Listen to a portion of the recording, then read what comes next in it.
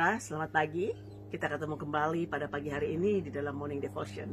Selamat pagi saudara-saudara.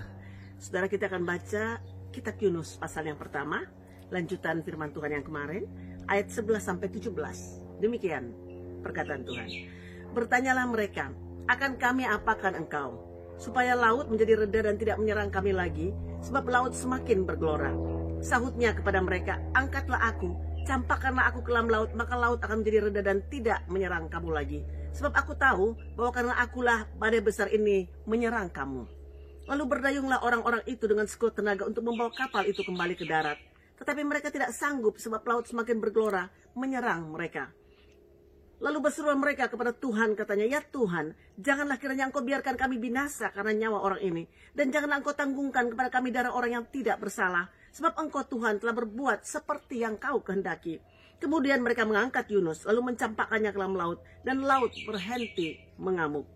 Orang-orang itu menjadi sangat takut kepada Tuhan, lalu mempersembahkan korban sembelihan bagi Tuhan, serta mengikrarkan nazar. Maka atas penentuan Tuhan datanglah seekor ikan besar yang menelan Yunus. Dan Yunus tinggal di dalam perut ikan itu 3 hari, 3 malam lamanya. Saudara, menarik sekali kisah ini. Tuhan kita yang mengasihi secara kreatif mengatur apa saja yang dapat membawa kita orang percaya untuk terlibat dalam rencana dan tujuannya. Mengapa saudara? Karena Tuhan sudah mengikat janji bahwa untuk urusan bumi, manusialah yang menjadi instrumennya. Artinya sekalipun Tuhan dapat mengerjakan sesuatu sendiri, namun dia tetap mau memakai saudara dan saya untuk rencananya yang kekal untuk bumi ini. Dalam pembacaan kita tadi, sekalipun Yunus memberontak, tapi Tuhan tetap mau berurusan dengan Yunus, supaya dia kembali bertobat, berpartner dengan Tuhan untuk tujuan penyelamatan dunia. Setelah Yunus bertobat, ada sesuatu yang besar terjadi dalam kehidupannya. Tapi coba saudara perhatikan bahwa pemberontakan Yunus berakibat bahwa Tuhan kemudian harus membawa sesuatu dalam kehidupan ini untuk kemudian memberikan pengertian pada Yunus bahwa pertobatan adalah hal yang terbaik untuk kembali pada apa yang menjadi tujuan-tujuan Tuhan. Nah, menurut apa yang saya ketahui ada 3 level pertobatan. Pertobatan level yang pertama adalah pertobatan dari dosa-dosa kekafiran seperti tidak percaya pada Tuhan, percaya kepada yang lain, kepercayaan animisme atau kepercayaan apapun. Itu level yang pertama.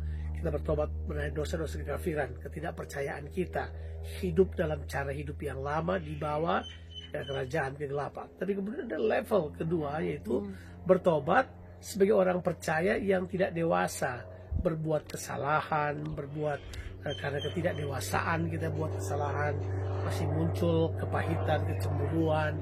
Ya, kita sebut sebagai pertobatan dari dosa-dosa sebagai orang percaya, dan dosa-dosa tersebut adalah dosa-dosa yang muncul karena ketidakdewasaan kita, kekanak-kanakan kita. Nah, itu kita bertobat, atau kesalahan-kesalahan, error yang kita buat. Tapi ada level pertobatan yang berikutnya yang saya sebut sebagai pertobatan karena pembaharuan pemikiran, di mana model pertobatan ini, kata metanoia punya arti pikiran yang berbalik, pikiran yang berubah. Itu adalah pertobatan di mana kita melakukan penyesuaian pola pikir kita terhadap kehendak Allah pada generasi kita, sehingga kemudian kita mengerti kehendak Allah dan kemudian bertindak melakukan kehendak Tuhan. Masalah terbesar adalah gini, kita mengenal Allah pada banyak tahun yang lalu, sehingga kita di generasi sekarang kehendak Allah itu tidak terinterpretasi dengan benar pada generasi kita, sehingga kita seperti melakukan kehendak Allah tapi tidak untuk generasi kita. Nah, kita perlu menyesuaikan pemikiran-pemikiran kita. Kita perlu mengalami perubahan pemikiran kehendak Tuhan tepat pada generasi kita. Dan saya mempercayai bahwa kita semua perlu bertobat. Mungkin bukan pertobatan level kekafiran, atau juga kita terus bertobat karena kita masih kurang ini, kurang itu, dan kita tidak bertumbuh secara dewasa. Tapi ada pertobatan itu perubahan pemikiran. Dan saya kira itu penting sekali buat kita sebagai hamba Tuhan untuk kembali terus bergerak pada apa yang Tuhan sedang kerjakan untuk menjadi Allah Tuhan, berpartner bersama dengan Tuhan dalam kehendaknya. Amin. Saudara, pertobatan itu berkenan sekali kepada Tuhan.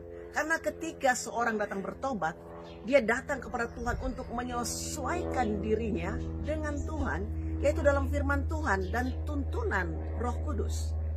Nah, jelas sekali bahwa di Alkitab penuh dengan contoh bahwa waktu semua diambil dari orang tersebut, keluarganya diambil, kerajaannya diambil, otoritasnya diambil.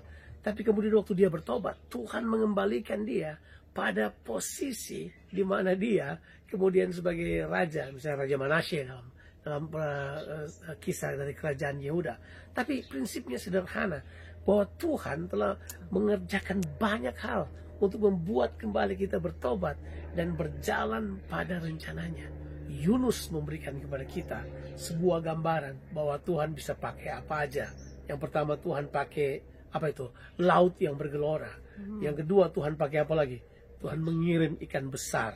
Masalahnya bukan cuma soal ikan besar menelan Yunus, tapi apa yang terjadi dalam perut ikan itu. Berbaliknya pemahaman Yunus, kembalinya cara berpikir Yunus untuk melakukan kehendak Tuhan. Saudara, mari kita mengambil teladan ini, yaitu punya hati yang lembut untuk kita gampang bertobat, supaya rencana Tuhan tergenapi di dalam kehidupan kita. Tuhan Yesus memberkati saudara sekalian. Amin.